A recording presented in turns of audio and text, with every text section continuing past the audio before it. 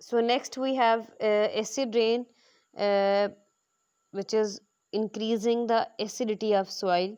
तो यहाँ पे हमें पता है कि एसिड रेन जो है वो सॉइल की एसिडिटी इंक्रीज करेगी, और अब इस वक्त जो सॉइल है वो that will be unfit for crops and most of the plants.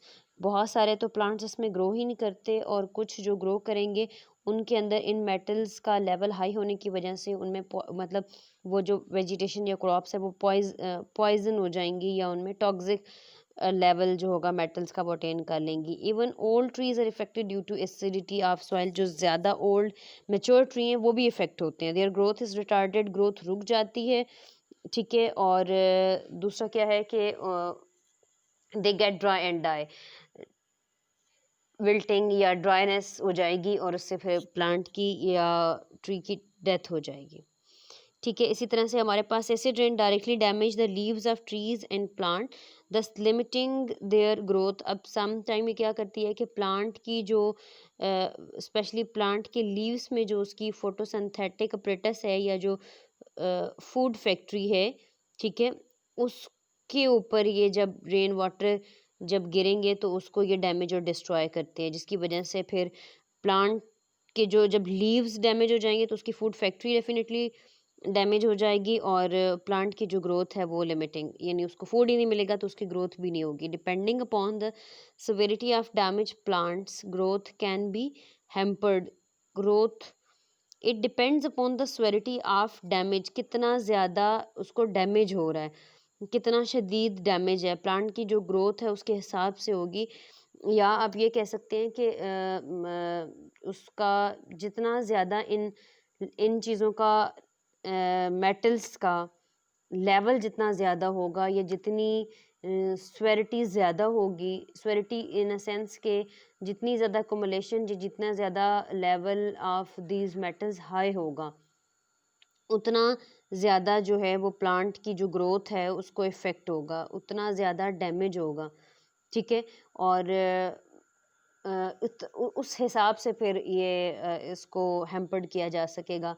ठीक है, मतलब एक ऑप्शन की तरफ फिर इसको लेके जाया जा सकेगा कि कितना ज़्यादा अटैक है, कितना ज़्यादा जो इफ़ेक्ट है वो है, या कितनी ज़्यादा एक्यूमुलेशन है, कितनी ज़्यादा स्वेरिटी है, उसके हिसाब से देखा जाएगा कि प्लांट को अब जो है वो इसके पास क्या ऑप्शंस हैं, या इसको कैसे ट्रीट किया जा सकता है बेसिकली। या इस कुछ प्लांट तो सरवाइव कर जाएंगे, ठीक है, और कुछ जो है वो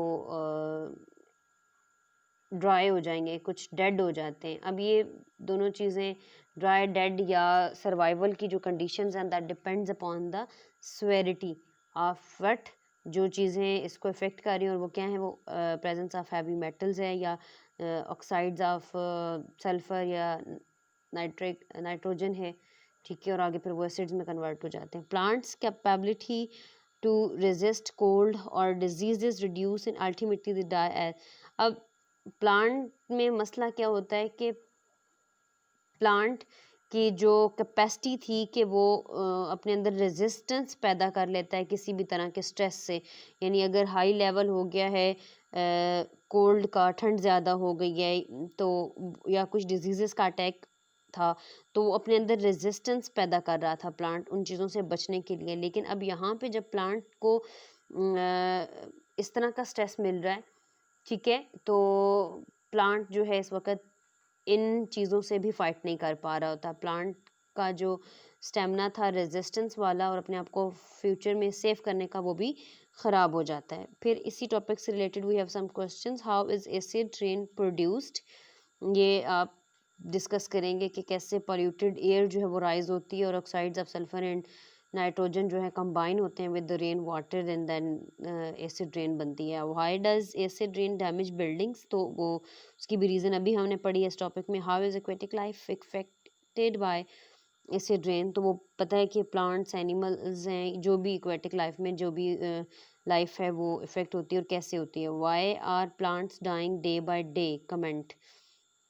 तो इसको एक तो एसिड रेन ग्लोबल वार्मिंग के पॉइंट ऑफ व्यू से, दूसरा थोड़ा सा पॉल्यूशन और पॉपुलेशन के हिसाब से इस क्वेश्चन को ज़रा डिस्कस करें। फिर कोई कन्फ्यूजन हो तो आपने फिर डिस्कस करना है, फिर हम इसको